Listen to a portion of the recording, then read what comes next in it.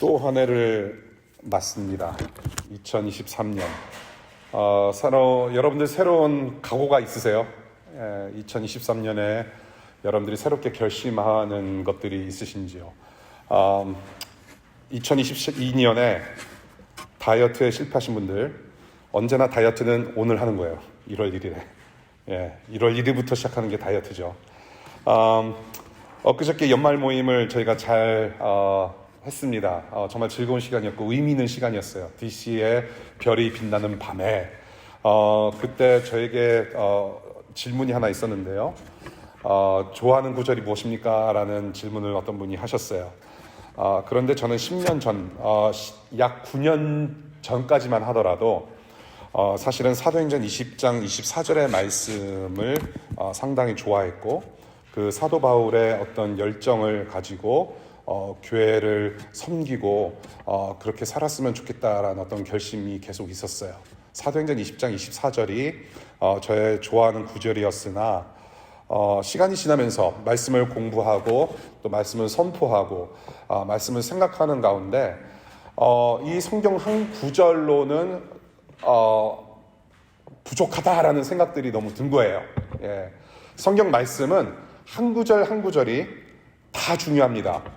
어느 한 구절만 가지고는 살아갈 수가 없어요. 여러분들 말씀 뽑기라는 게 있는데 저는 그것을 믿지 않아요. 모든 말씀은 다 연결이 되어 있습니다. 주님의 말씀은 구약성경부터 요한계시록까지 다 연결이 되어 있어서 어느 한 구절만 좋아할 수 없고 어느 한 구절만을 가지고 그 말씀만 붙들고 살 수가 없어요. 모든 말씀은 다 연결이 되어 있어요. 그 연결된 말씀의 최종적인 결과는 무엇이냐면 바로 우리를 구원하신 예수 그리스도로 모아지는 거예요. 그래서 오늘 올해 여러분들에게 주시는 말씀은 여전히 예수 그리스도여야 합니다. 예수님이 우리의 말씀이에요. 하나님께서 우리에게 보내주신 로고스, 메시지, 말씀으로 오신 분, 그분이 바로 예수님이세요. 살아계신 말씀. 해가 지나도 우리가 나이가 먹어도 여전히 붙들고 살아야 할 영원토록 변함없는 우리의 생명 말씀, 이 예수 그리스도를 붙잡으시고 예수님을 닮아가는 그 한 걸음 더 나아가시는 2023년 되시기를 바랍니다. 오늘 본문 말씀 다윗이 쓴 37편의 말씀인데요. 이 37편의 말씀의 큰 특징 하나를 꼽으라고 한다면 각 구절이 each verse가 지금 히브리어 알파벳 순으로 시작을 하고 있어요. 지금 우리는 한글로 성경을 보고 영어로 성경을 봐서 히브리어가 안 보이는데요. 각 구절이 히브리어 알파벳으로 시작하는 단어예요. 가령 예를 들어서 기역, 니은, 디귿, 리을 순입니다. 기역으로 시작하는 단어가 1절에 있고 2절에는 니은으로 시작하는 구절, 그리고 3절에는 디귿으로 시작하는 구절이 그렇게 해서 쭉 적혀 있는 거예요. 그게 바로 37편인데 왜 이 히브리 기자는 이 시편 기자는 왜 이런 식으로 기록을 했을까? 왜 다윗은 이런 식으로 노래를 했을까라고 생각했을 때에 굉장히 이런 암송의 효과가 있을 수 있겠다라는 생각이 들어요. 여러분들이 가지고 계신 성경 안에 들어있는 이 시편은 이제 그 바벨론 포로기 이후에 그 유대인들이 즐겨 부르는 찬송시입니다. 실제로 불렀던 찬송가예요. 그러니까 유대인들에게 있어서는 다윗 우리의 조상이 쓴 시다, 노래다 해서 아마 쉽게 암송하면서 불렀을 거란 얘기예요. 그래서 기역, 니은, 디귿, 리을 순으로 되어 있는 시편이다. 그런데 여러분들 보세요. 37편 오늘 1절부터 11절까지만 읽었을 뿐이지 상당히 길어요. 몇 절까지 있습니까? 꽤 많아요. 그렇죠? 몇 절까지 있나요? 40절까지 있어요. 여러분들 40절, 40 stanzas, 40 verses. 여러분들 찬송할 때 오늘 이렇게 찬송가 불렀지 않습니까? 3절, 4절 뿐이 없잖아요. 40절 불러본다고 생각하세요. 40절. 굉장한 효과를 주는 거예요. 그만큼 하나님의 말씀을 귀하게 여기고 그만큼 이 하나님의 말씀, 이 시편이 마음속에 새겨지기를 원하는 노력이 있었다라는 거예요. 그래서 어떤 신학자는 이 시편을 또한 어떻게 얘기를 하냐면 이렇게 알파벳 순서로 이렇게 기록을 했는데 정말로 짜맞춰서 기록한 노력이 보인다라고 얘기를 해요. 짜맞춘 것처럼 너무 노력을 했다. 그래서 그런지 여러분들 읽어보시면 이 시편의 긴 시편의 첫 부분 바로 전체 핵심이 어디에 다 들어가 있냐면 여러분들이 읽으신 바로 1절부터 11절까지 사실은 요약이 다 되어 있어요. 1절부터 11절까지 이 37편 전체 핵심이 요약이 다 들어가 있고 12절부터는 1절부터 11절까지의 핵심을 좀 풀어놓은 추가로 설명하는 형식으로 보여지는 시편의 37편 말씀이라고 볼 수 있다는 거죠. 그래서 오늘 이제 집중할 말씀이 1절부터 11절까지의 말씀인데 이 37편의 이슈는 딱 한 가지예요. 한 가지 주제, 한 가지 이슈가 있는데 그것이 뭐냐면 땅의 소유와 관련되어 있는 이야기예요. 땅.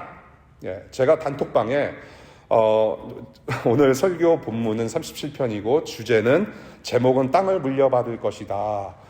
그렇게 이제 제가 단톡방에 올려드렸잖아요. 그러면서 이제 추가 부연 설명으로 뭐 상속이나 부동산 얘기 아닙니다라고 말씀드렸어요. 재벌집 막내 아들이 어떤 상속을 받을 뭐 그런 거 아니라는 거 미리 말씀을 드리고요. 땅의 소유 관련이에요. 하나님의 백성들의 땅을 악인들이 통제를 하게 되면서 당하는 괴로움 가운데 있는 상황을 그린 거예요.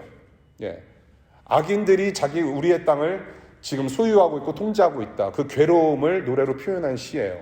땅. 그러나 결국에는 의인들, 경건한 자들, 하나님의 백성들이 땅을 다시 반드시 차지할 것이고 악인은 의인을 이기지 못할 것이다. 바로 이것이 이제 핵심 주제인 거예요. 땅을 사이에 두고, 땅을 가운데 두고 악인은 결코 의인을 이기지 못할 거다. 결국에는 하나님의 백성, 의인들, 경건한 자들이 이 땅을 차지할 것이다. 그 주제를 노래하고 있어요. 자, 여기서 말하는 땅이란 무엇인지, 하나님께서 자신의 백성들이 살아갈 수 있도록 하나님께서 허락하신 장소예요. 허락하신 공간. 자손 대대로 이제 땅을 물려받으면서 하나님의 보호하심과 그런 하나님의 어떤 주권 아래 복을 누리는 공간이 바로 성경에서 보는 땅이라는 거예요. 땅. 그래서 여러분들 혹시라도 개역개정 성경을 읽으시는 분들은 기업이라는 단어를 자주 보실 거예요. 바로 이 기업이라는 것이 the land, 땅입니다. 그래서 기업 물은다, 뭐 기업을 이어받는다라는 표현들이 있잖아요. 땅을 받는다, 땅을 계속 상속받는다라는 이야기인 거예요. 자, 그래서 이 땅이라는 개념이 상당히 중요한데 이 땅은 하나님 나라를 이루는 요소 중에 하나예요. 나라의 3대 요소가 뭐죠? 영토, 국민, 주권. 주권, 국민, 영토예요. 그리고 하나 더 붙이자면 법이에요. 법치국가. 법으로 다스려야 돼요. 악법이든지 선한법이든지 공산국가에도 사회주의 국가에도 법이 있잖아요. 법을 따라야 돼요. 하나님께서 왕이 되셔서 주권적으로 그분의 말씀으로 율법으로 그분 백성들을 다스리시는 공간, 영역이 바로 땅이에요. 하나님 나라도 이러한 요소가 있어요. 주권, 하나님의 주권 아래 영토, 하나님의 나라, 공간, 시간, 그리고 국민들이 있어야 돼요. 하나님 나라는 이 하나님 나라를 이야기할 때 하나님이 다스리시는 나라다라고 해서만 끝나면 안 되는 거예요. 거기에 누가 있어야 돼요? 하나님 나라는 백성들이 있어야 돼요. 하나님을 사랑하고 하나님의 말씀에 순종하는 하나님의 백성들이 있어야만 나라가 성립이 되는 거죠. 하나님을 사랑하고 섬기는 백성들, 국민들이 있고, 그 다음에 무엇을 순종하느냐? 하나님의 법, 말씀을 순종하며 살아가는 하나님 나라. 그 공간, 그렇게 하나님을 사랑하고 예배하며 주님의 보호를 받는 그 나라, 공간, 영역을 우리는 하나님의 땅이라고, 하나님 나라 땅이라고 우리가 해석할 수 있는 거예요. 그래서 이것은 단순히 부동산적인 개념이 아니에요. 땅 따먹기 하는 어떤 그런 이야기들을 구약 성경에 해놓은 게 아니에요. 더 나아가서 하나님의 나라가, 하나님의 영토와 하나님의 그런 다스리시는 영역이 확장되는 것을 우리는 볼 줄 알아야 된다는 거예요. 땅이라고 나왔을 때. 바로 이것이 저와 여러분들에게 주신 복이에요. 이 땅, 저와 여러분들은 영원한 나라, 영원한 땅에서 하나님과 참 행복과 참 기쁨을 누리면서 영원토록 살 수 있게 하셨어요. 비록 이 세상이라는 땅은 굉장히 험악해요. 안전하지 못해요. 죄악이 아직도 가득해요. 사실 선하지 못해요. 힘들어요. 고통이 있어요. 죽음이 있어요. 그렇지만 예수님께서 삶을 통해서 또한 십자가의 용서를 통해서 이미 이 땅을 하나님의 나라라고 선포하셨어요. 그래서 그 예수 그리스도를 믿는 믿음으로 그 예수 그리스도 안에서 이미 저와 여러분들은 하나님 나라를 살아가고 있는 사람들입니다. 믿음으로 살아가는 사람들이에요. 이미 선포된 하나님의 나라를 살아가는 하나님 나라 백성들로 사는 삶이에요. 동시에 곧 완성될, 아직 완성되지는 않았지만 곧 완성될 하나님 나라를 믿음으로 바라보는 삶을 지금 또한 살아가고 있어요. 그래서 그것을 우리는 아직 그리고 이미 already와 not yet의 긴장 상태에 있다라고 표현을 하는 거예요. 저와 여러분들은 이미 하늘에 있어요. 저와 여러분들의 시민권은 이미 천국에 있잖아요. 천국의 시민권, 예수 그리스도를 믿음으로 말미암아. 그런데 동시에 미국 시민권자, 한국 시민권자, 이 땅에 발붙이며 살아가는 그런 사람들인데, 그래서 하늘과 땅의 긴장, 텐션 안에 있는 게 바로 우리고 교회란 말이죠. 우리에게 하나님 나라를 바라보게 하시고 또한 이미 하나님 나라를 살게 하셨어요. 그것이 우리의 정체입니다. 누가 그 땅, 그 하나님 나라를 차지하는가? 여러분들 마태복음 5장 5절에 주님께서 말씀하신 산상수훈을 여러분들 기억하실 거예요. 누가 그 땅을 차지할 것이다? 마음이 온유한 자는 땅을 기업으로 받을 것이며, 마음이 온유한 예수 그리스도의 마음을 품은 백성들은 그 땅을 차지하게 될 것이라고 약속하시며 복을 말씀하셨어요. 예수 그리스도의 마음처럼, 예수 그리스도처럼 마음이 온유한 자들에게 주시는 영원한 하나님 나라, 그것을 약속하셨어요. 그 약속 안에, 언약 안에 있는 사람들이 바로 교회라고 하는 거예요. 우리 11절 말씀 보겠습니다. 오늘 설교의 결말이에요. 자, 이제 시작이에요. 결말을 먼저 말씀드리고 우리 11절 한번 같이 읽어볼까요? 37편 11절 읽겠습니다. 시작. 겸손한 사람들이 오히려 땅을 차지할 것이며 그들이 크게 기뻐하면서 평화를 누릴 것이다. 우리 예수님께서 하신 말씀과 같은 말씀이에요. 온유한 자들이 그 땅, 하나님 나라를 차지하게 될 것이다. 그 약속, 그 약속에 있는 저와 여러분들이 어떻게 살아야 되는지, 죄악 가득한 이 땅에서 우리가 아직도 긴장 상태에서 살아가고 있는데 그 텐션 안에서 살아가는 하나님의 백성, 이 백성들이 살아가는 방식을 오늘 본문을 통해서 배우게 돼요. 5가지입니다. 첫 번째, 3절이에요. 우리 주님을 의지하며 신실하게 선을 행하는 삶입니다. 주님을 의지하며 신실하게 선을 행하는 삶. 3절 읽겠습니다. 같이 시작. 주님만 의지하고 선을 행하여라. 이 땅에서 사는 동안 성실히 살아라. 자, 악인들이 가득해요. 악인들이 가득해요. 악인이 가득한 이 땅에서 오직 의지할 곳은 무엇인가? 하나님밖에 없어요. 무엇을 의지하겠습니까? 하나님밖에는 의지할 수밖에 없어요. 누구에게 우리의 몸과 마음과 영혼을 맡기겠어요? 오직 하나님이시란 말이죠. 그 하나님께 의지하며 어떻게 살아라? 선을 행하고 성실히 살으라라고 시편 기자가 선포해요. 선을 행하면서 성실히 살아라. 비록 악인들이 설쳐대고 고통스럽게 괴롭힐지라도, 비록 가정과 학업과 직장과 일상생활이 힘들어서 포기하고 싶을지라도 우리 주님은 뭐라고 말씀하세요? 고통이 그 자리에 있으라고 말씀하세요. 고통의 그 자리에 있으라고 하시는 거예요. 도망갈 수 있도록 주님이 도우시거나 순식간에 고통을 없애주지 않으세요. 그 고통의 자리에서 선을 행하면서 살아라. 이 땅에 사는 동안이 뭐예요? 고통과 죽음이 가득한 이 세상에서 그냥 살아라는 얘기예요. 어떻게? 신실하게.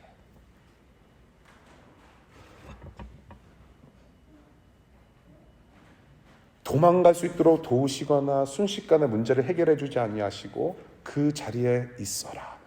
그 자리에서 우리가 하나님의 백성으로서 해야 할 일들이 반드시 있다라고 말씀을 하세요. 선을 행하고 신실하게 살아야 한다. 저와 여러분들이 선을 행하고 신실하게 살아갈 수 있는 이유는 정말로 이 척박한 세상에서 우리가 뭔가 능력 있고 아직도 힘이 남아 있어가지고 우리가 뭐든지 할 수 있어서 뭔가 그래서 우리가 뭔가를 이룰 수가 있어서 선을 행하고 신실하게 살아갈 수 있다라는 것이 아니라 그 선을 행하고 신실하게 살아갈 수 있는 이유는 우리를 향하여 선하시고 신실하신 하나님 때문이라는 것을 우리가 기억할 필요가 있어요. 예. 그래서 주님을 의지하면서 신실하게 비록 힘들지라도 그 고통의 자리에서 선을 행하며 신실하게 살아야 된다. 그 하나님을 의지할 때 비로소 우리를 통해서 하나님께서 일하신다라는 거죠. 예. 저는 이 3절을 보면서 우리를 구원하신 주님의 삶을 생각해 봅니다.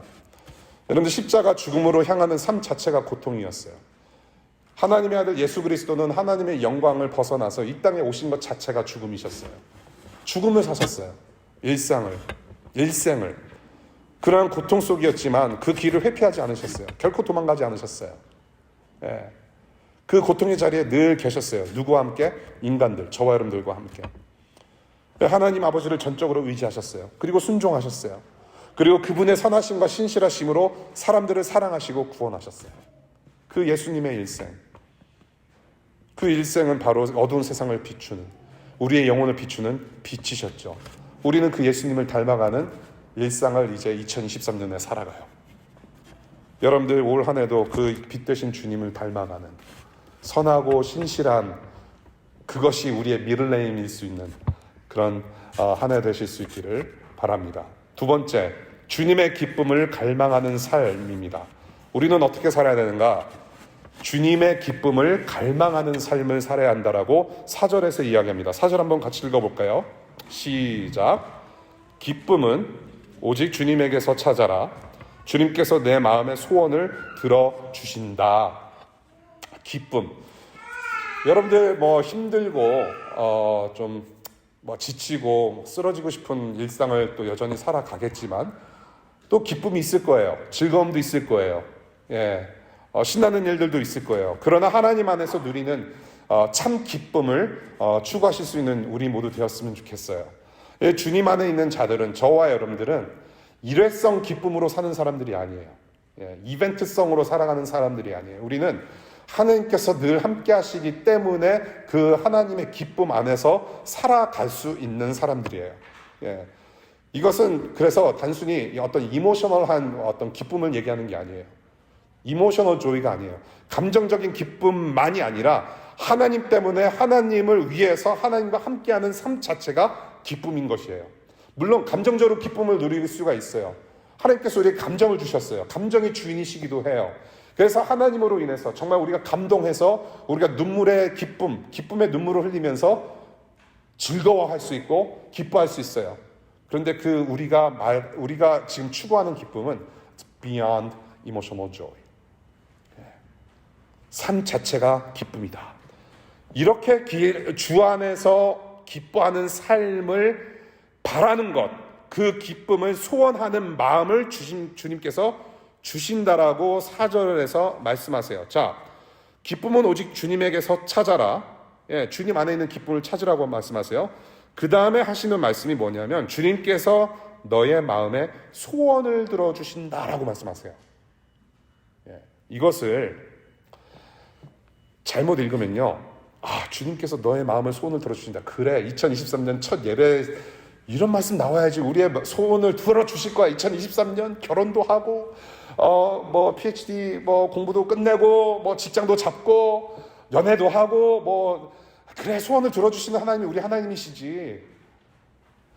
그렇게 해석하면 안 된다는 얘기예요.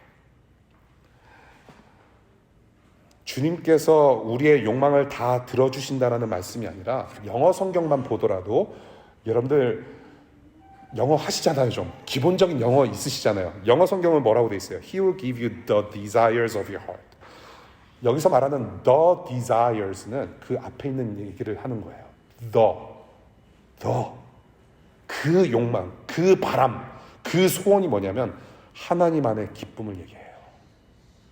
오직 주 안에서 누리는 기쁨을 더 원하는 마음을 주신다라는 거예요.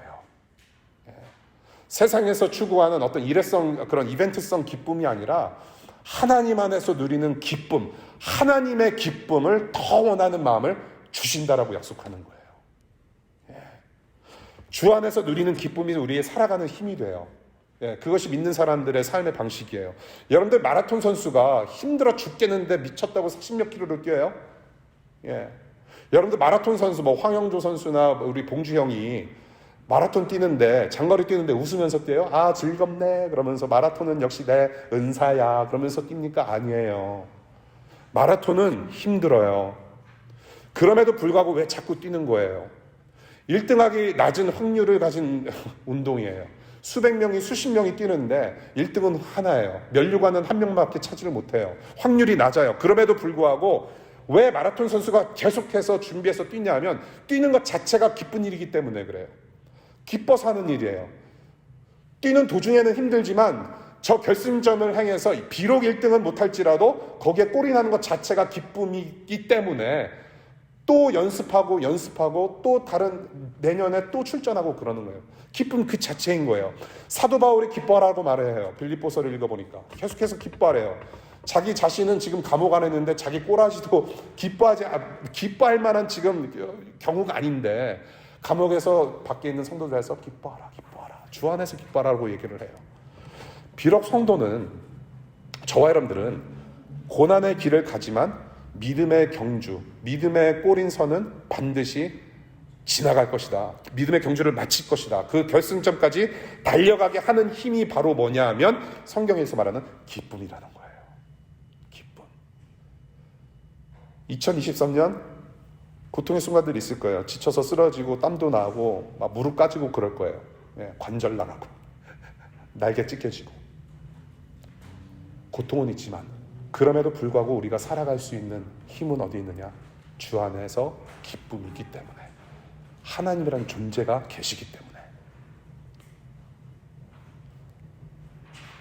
바로 기쁨은 고통과 아픔과 피곤을 덮는다라는 거. 예수님께서 그렇게 사셨어요. 예수님께서 죽음의 길을 사셨어요. 그리고 죽음 넘어 십자가 넘어 부활의 생명을 보셨어요. 그 기쁨으로 그 길을 가셨어요. 주님과 함께하는 기쁨을 더욱 원하고 갈망하는 여러분들 되시기를 바라요. 2023년 여러 가지 일들이 있을 것이지만 정말로 하나님 안에서를 누리는 기쁨을 더 누리고 싶습니다. 눈에는 눈물이 고일지라도 내 영혼, 내 마음은 하나님으로 인한 기쁨, 존재의 기쁨을 누리고 싶습니다. 세 번째입니다. 세 번째 우리는 어떻게 살아가려는가? 5절이에요. 5절 한번 읽어볼까요? 시작. 내 갈 길을 주님께 맡기고 주님만 의지하여라. 주님께서 이루어 주실 것이다. 주님께서 이루어 주실 것이다. 바로 무엇이냐? 하나님의 말씀을 붙잡고 인생길을 주님께 다 맡기기로 결단하는 삶이에요. 그것이 우리가 살아가야 될 방식이에요. 하나님의 말씀을 붙잡고 인생길을 주님께 맡기기로 결단한 사람, 하나님께 커밋하는 삶. 여기서 말하는 갈 길, 5절에 내 갈 길을 주님께 맡겨라 했을 때 갈 길은 하나님의 백성으로서 예수 그리스도를 따르는 자로서의 살아가는 인생길을 얘기를 하는 거죠. 인생길. 그리고 그 인생길을 어떻게 해야 되느냐? 주님께 맡기래요. 여기서 맡기다라는 것은 영어로 커밋하다라는 거예요. 결단하라. 약속하라는 말입니다. 그렇게 살기로 결단하라. 커밋하라. 그렇게 결단하고 하나님을 의지하며 그 길을 갈 때 반드시 이루시는데 무엇을 이루시느냐?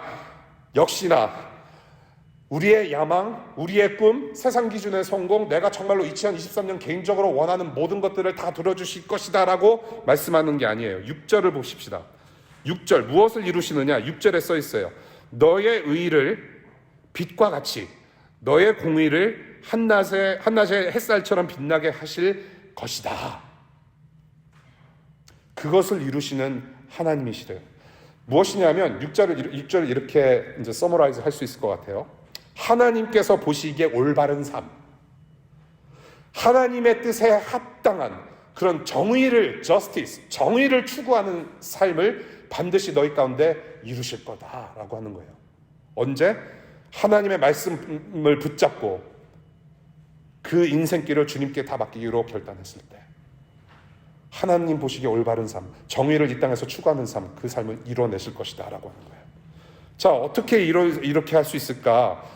그 답은 31절에 있는 것 같아요. 우리 31절 조금 뒤로 가서 31절 보겠습니다. 31절 한번 같이 읽어볼까요? 시작. 그의 마음속에 하나님의 법이 있으니 그의 발걸음이 흔들리지 않는다. 갈 길 가게 하신다. 흔들리지 않고 언제? 하나님의 말씀.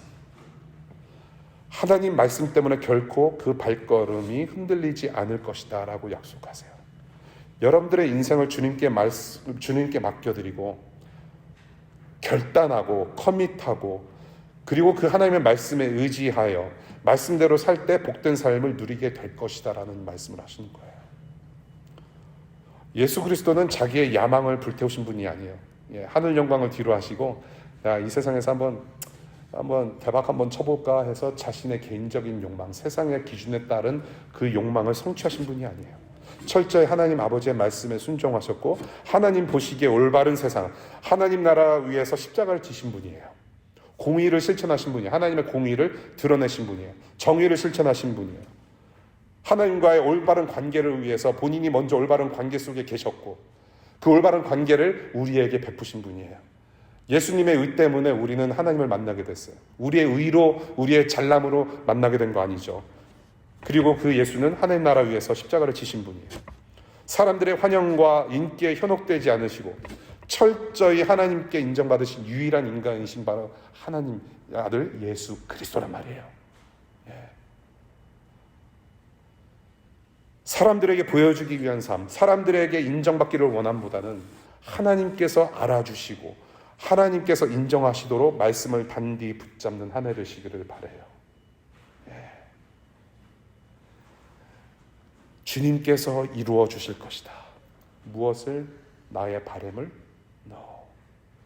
하나님께서 원하시는 자녀로서의 삶을 그렇게 인정받으시는 여러분들 되시기를 바랍니다. 네 번째예요. 7절 보겠습니다. 7절. 잠잠히 주님을 찾고 바라는 삶이에요. 잠잠히 주님을 찾고 바라는 삶. 7절 첫 번째 부분 같이 읽겠습니다. 시작. 잠잠히 주님을 바라고 주님만을 애타게 찾아라. 자, 거기까지. 죄송해요. 네. 잠잠히 주님을 찾고 바라는 삶을 살아야 돼요. 이번 한 해도 변함없이. 우리가 힘든 일을 겪을 때 잠잠하기 힘들어요, 사실은. 그렇지 않아요? 고요하기 힘들어요. 마음이 걱정, 근심으로 막 요동을 쳐요. 복잡해요. 죄 현상으로 인해서 당연한 반응이에요. 뭔가 힘든 일을 겪을 때 마음이 막 심란하고 고통스럽고 막 생각이 많고 하는 것은 우리의 죄성 때문에 죄 현상으로 말미암아 일어나는 당연한 반응이에요. 네. 힘든 상황을 빨리 벗어나고 싶어요.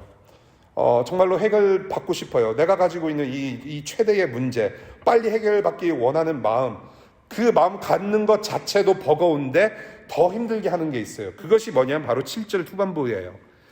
가는 길이 언제나 평탄하다고 자랑하는 자들과 악한 계획도 언제나 이룰 수 있다고 하는 자들 때문에 마음 상해하지 말라라고 말씀하세요. 뭐예요?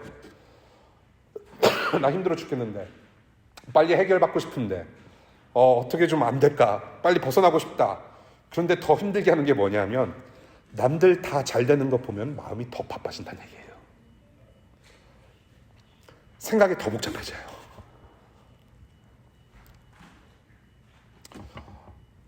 나는 제 영어 수준을 보면 이거 아닌데 내가 좀 더 영어 잘하고 가방권도 내가 조금 더 긴데 심지어 나는 영주권자고 시민권자인데 비교하기 시작해요. 제가 먼저 학위를 따고 제가 먼저 취직을 하고 제가 먼저 프로모션 더 잘 받는 것 같고 비교가 된단 말이에요. 나도 고민이 많아 죽겠는데 남들 잘 되는 거 보면은 이게 더 복잡해져요.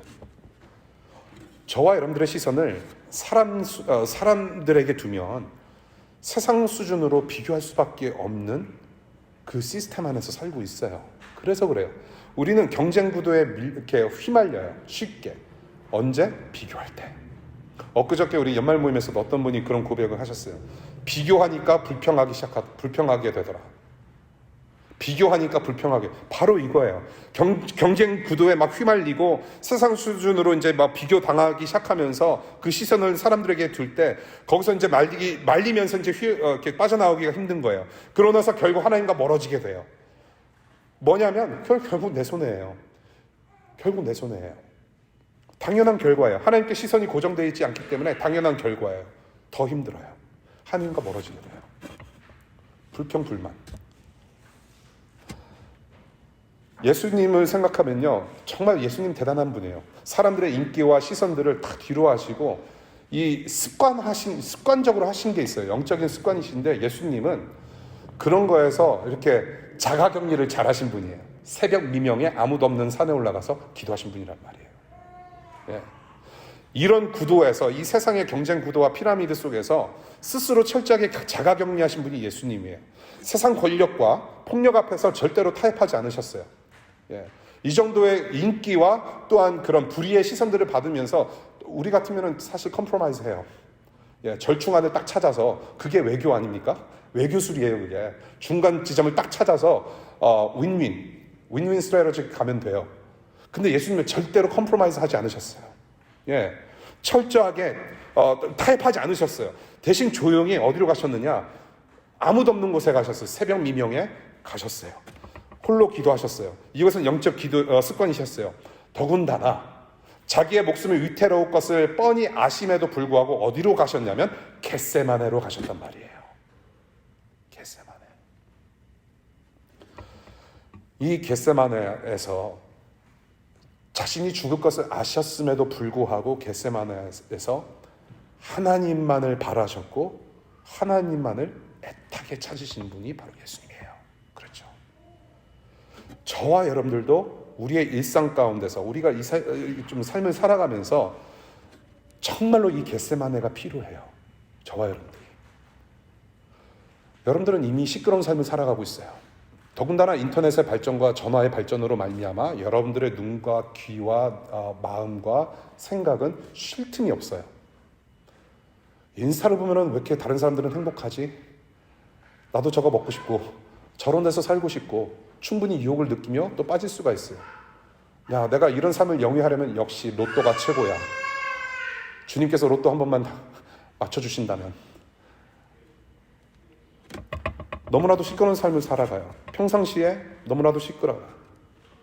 이 시끄럽고 정신없는 세상에서 여러분들 스스로 격리하고 정말로 하나님을 독대하는 그런 골방, 그런 지성소가 너무나도 필요해요.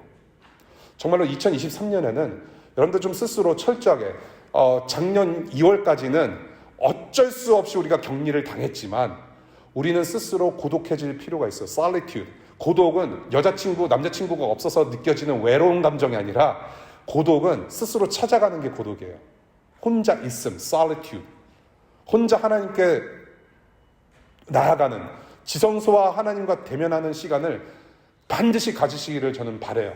이 DC 안에서 정말 겟세마네가 필요합니다, 여러분. 그리고 주일날 오셔서 뒤에서 이렇게 반갑게 인사하는 거 너무 잘하시는 거예요. 반갑게 인사하시고 새로 오신 분들 반갑게 맞으시고 여기 자리에 앉으셔서는 첫 번째 워싱턴 DC를 위해서 기도하시고 두 번째 그 조용한 시간에 정말로 오랜만에 일주일에 한 번 찾아오는 예배당에서 하나님과 좀 대화 나누시고 마음을 좀 조율하시고. 여러분들 기타 조율 안 하면 꽝인 거 아시잖아요. 오늘 찬송가 앞에서 부르는데 저는 죽을 뻔했어요. 역시 목이 그냥 드라이한 게 그냥 out of tune이야 계속라고. 저는 크게 부르고 싶었는데 out of tune. 그럼 어떻게 돼요? 노래 망가지는 거예요. 기타도 툰을 해야 돼요. 조율해야 돼요. 우리의 마음이 조율돼야 돼요. 적어도 일주일에 한 번 조금 일찍 와서 하나님 앞에 마음을 조율하고 한 주간의 이 시간을 하나님께 살아내고 그리고 예배 끝나서도 다시 그런 2년 전까지 했었던 좋은 문화 다시 좀 부활했으면 좋겠어요. 예배 끝나시고도 조용히 앉으셔서 들으신 말씀 또 여러분들이 정말로 하나님께 간구해야 될 사항을 예배 끝나고도 좀 조용히 기도하시고 도움을 요청하시고 저와 함께 기도도 하시고 그렇게 기도하는 겟세마네의 영성을 우리가 좀 회복했으면 좋겠다라는 말씀을 드려요. 다음 주에도 또 역시 강조를 할 것이지만 우리가 이런 자신의 겟세마네에서 잠잠히 주님을 구하고 그래서 세상이라는 골고다를 우리가 올라갈 때 우리는 반드시 승리할 거예요. 이미 승리한 삶, 우리는 승리가 무엇인지를 체험하게 될 거란 말이에요.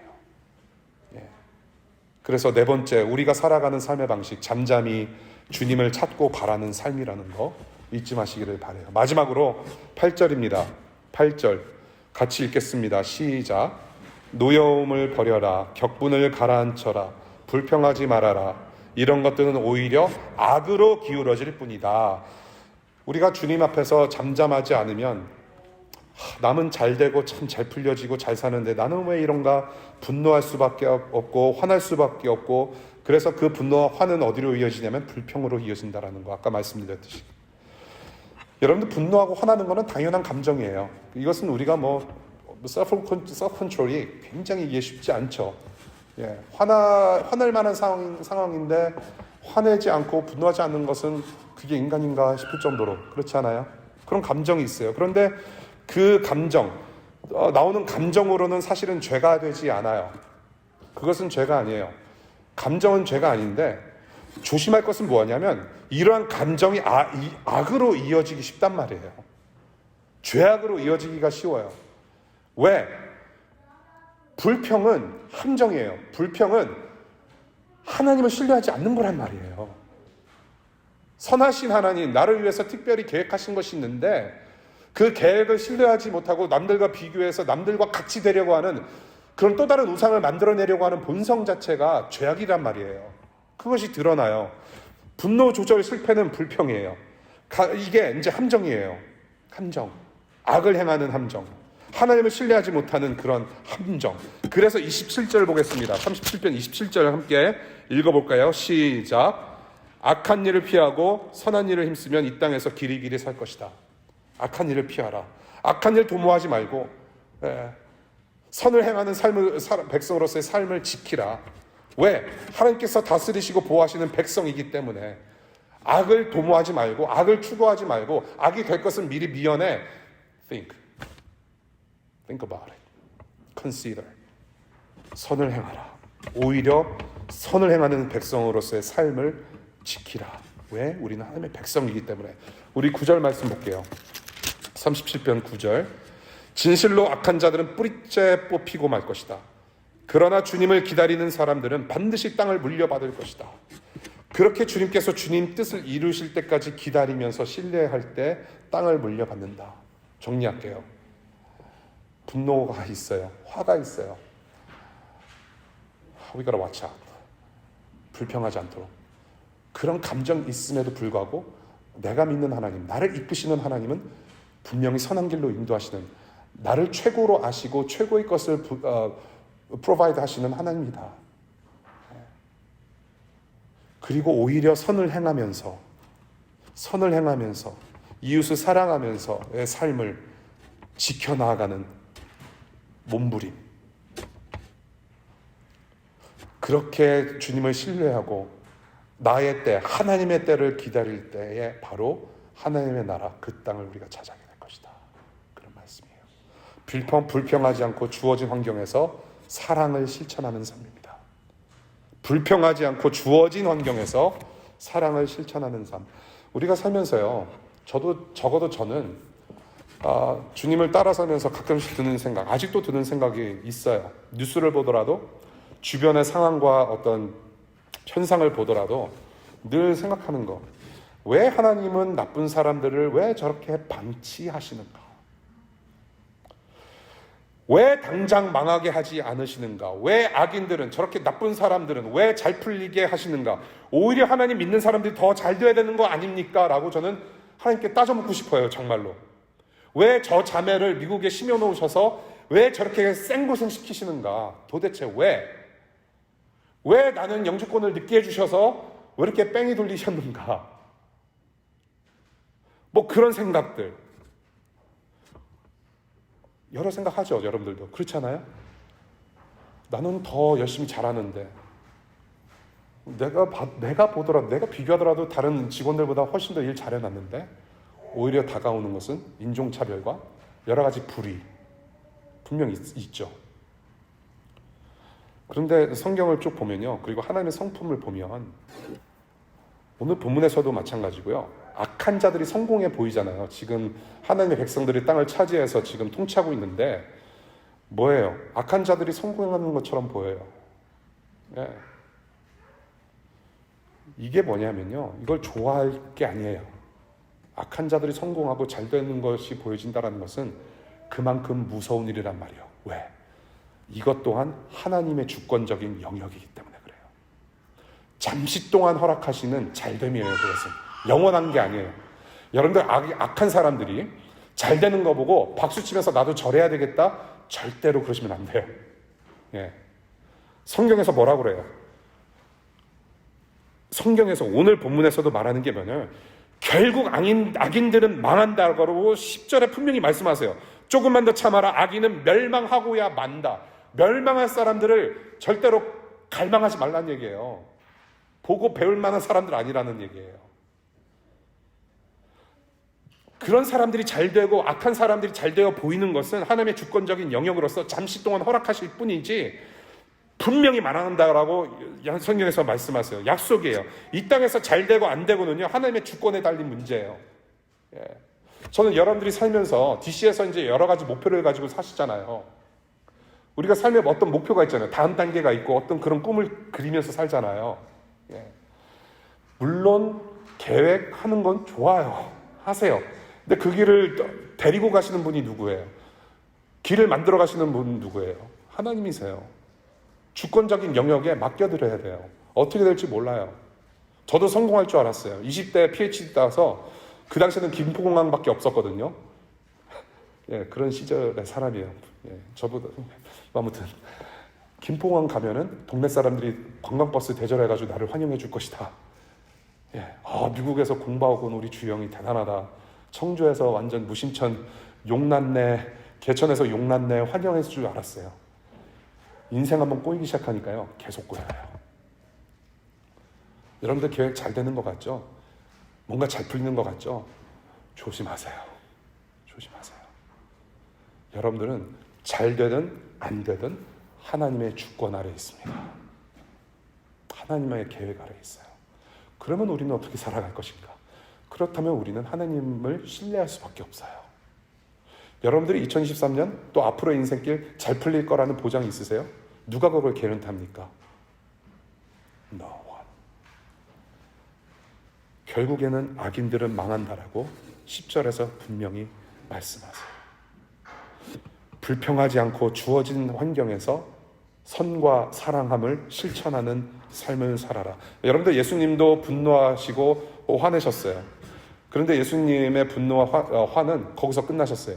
분노와 화는 죄로 이어지지가 않았어요. 예수님은 죄를 짓지 않으신 분이에요. 오히려 계속 선을 베푸셨고 십자가에서 그렇게 선을 베푸시면서 동시에 죄악과 사탄과 흑암의 권세를 물리치신 분이에요. 오히려 선을 행하셨어요. 불평하지 않으셨어요. 그 길 가셨고 승리하셨어요. 지금 그 예수님을 우리는 따르고 있어요.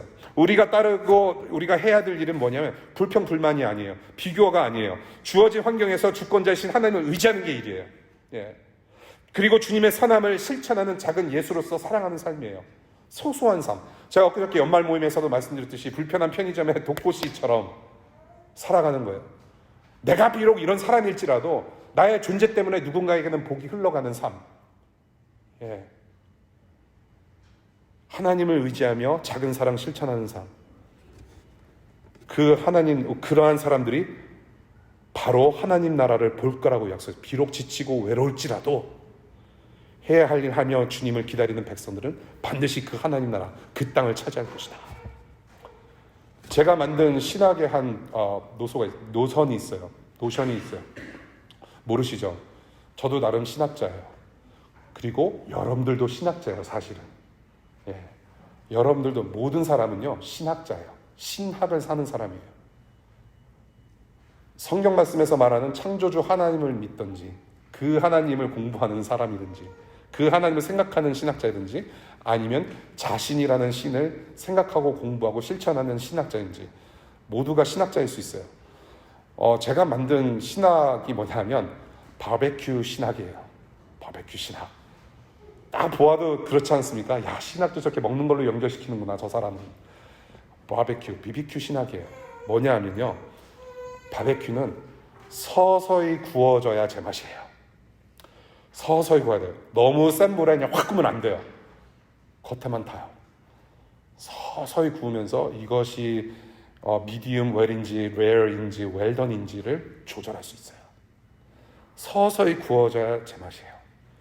인생의 챕터를 기다리는 것도 기다림이 필요해요.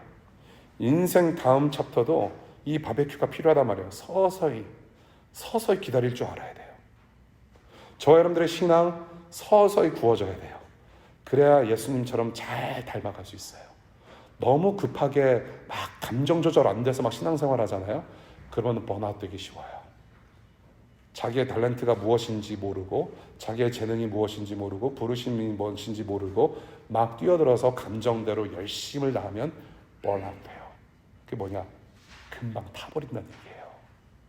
서서히 구워져야 돼요. 기다림이 있어야 되고 기다림의 반복이 있을 때 그리고 그 끝에 기쁜 맛이 있단 말이에요. 2023년이 그런 한 해가 되시길 바라요. 비록 더딜지라도 맛있게 구워져가는 예수 그리스도 닮아가는 그런 삶, 불평하지 마시고 주어진 환경에서 기다림으로 사랑 실천하는 삶, 그런 삶 되시기를 바랍니다. 이제 말씀을 맺을게요. 사실은 신년 첫 예배라서 한 45분을 더 하고 싶은데 저 중간에서 끊어야 될 것 같아요. 땅을 물려받을 것이라는 제목으로 시편 37편 말씀을 보면서 우리가 5가지 나눴어요. 며칠 전에 제가 자다가 이제 새벽에 눈을 뜨고 일어나서 이제 가끔씩 이제 뉴스를 봐요. 밤새 어떤 일이 터졌는지 이렇게 뉴스 보는 그런 습관이 좀 있는데요. 이제 그 새벽에 정신이 몽롱한 상태에서 이제 한쪽 눈만 띄어지더라고요. 그래서 한쪽 눈만 그냥 간신히 뜨고 이제 그 신문을 딱 봤어요. 그 신문을 이제 딱 봤는데 딱 눈에 들어오는 기사 제목이 뭐냐면 한국 남자 수명 16년이 딱 눈에 들어오는 거예요. 한국 남자 수명 16년. 야, 좋다. 몽롱한 상태에서 이제 한눈 뜨고 좋다. 그럼 나도 비록 미국에서 살지만 한국 사람이기 때문에 16년을 더 살 수 있는 거구나. 평균 수명이 이렇게 길어지다니 감사하다. 그러고 나서 이제 좋다 정신 차리고 다시 한번 봤어요. 그랬더니 눈을 다 뜨고 다시 읽어보니까 뭐라고 쓰여져 있냐면, 좀 힘차게 웃어주세요. 한국 남자 수영 16년 만에 계영 300m 한국식 기록. 한국 남자 수영 16년 만에 계영 800m를 잘못 본 거예요. 한국 남자 수명 16년 연장. 그게 아니었어요. 여러분들, 우리가 살아야 할 한 해가 왔어요. 2023년. 흐리멍텅한 신앙 습관으로는 하나님 나라 볼 수 없습니다. 한눈 뜨고 보지 마세요. 흐리멍텅한 정신으로는 살아갈 수가 없어요. 믿음의 눈을 크게 뜨고 쉬고 봐야 돼요. 정신 차려서 일상을 살아가면서 하나님 나라 볼 줄 알아야 돼요. 우리가 살아가는 일상이 단순히 돈을 벌어먹고 의식주를 해결하는 그런 어떤 직장이 아니라, 우리가 공부하는 것이 단순히 직장을 얻기 위한 어떤 그런 통로와 이력서의 어떤 한 줄의 올라감이 아니라, 가정생활하는 것이 그냥 애들 먹이기 위해서 대충 설거지하고 뭐 그런 차원이 아니라, 믿음의 두 눈을 크게 뜨고 우리의 일상의 하나님 나라를 볼 줄 알아야 된다는 거예요. 우리의 일상의 공간이 무엇이냐 하면 그냥 일상의 공간이 아니라 주님께서 우리에게 심어놓으신 땅이에요. 하나님 나라예요. 하나님께서 통치하시는 공간이에요. 그 하나님께서 통치하시고 저와 여러분들이 그 공간 안에서 하나님의 백성이 돼서 하나님의 성품, 사랑을 발산해내는 하나님 나라가 우리의 일상의 공간이에요. 그걸 잊으시면 안 돼요. 그 일상의 공간을 믿음의 눈으로 보시고 우리는 이제 생활하는 경험과 훈련을 하셔야 돼요. 그래서 오늘 주시는 말씀, 마음의 눈을 크게 뜨고 정신을 똑바로 차려서 하나님 백성으로 살아가는 방식. 첫 번째, 여러분 주보 보시면 주님 의지하며 신실하게 선을 행하는 삶. 두 번째, 주님의 기쁨을 갈망하는 삶. 세 번째, 하나님 말씀을 붙잡고 인생길을 주님께 다 맡기기로 결단하는 삶. 네 번째, 잠잠히 주님을 찾고 바라는 삶. 다섯 번째, 불평하지 않고 주어진 환경에서 사랑을 실천하는 삶. 이 5가지는 사실 이 모든 일상을 우리 예수님이 살으셨어요. 변함없이 예수님을 계속해서 닮아가며 우리는 이제 그 나라, 완성된 하나님 나라에서 이제 한 걸음 한 걸음 가는 거예요. 그 한 걸음 2023년 1월 1일입니다. 1월 1일 이제 시작했어요. 12월 31일 이제 또 빨리 와요. 그런데 오늘의 모습보다는 12월 31일의 모습이 더 나아지는 모습으로 서로 인사할 수 있게 되길 바라요. 에이멘. 기도하겠습니다.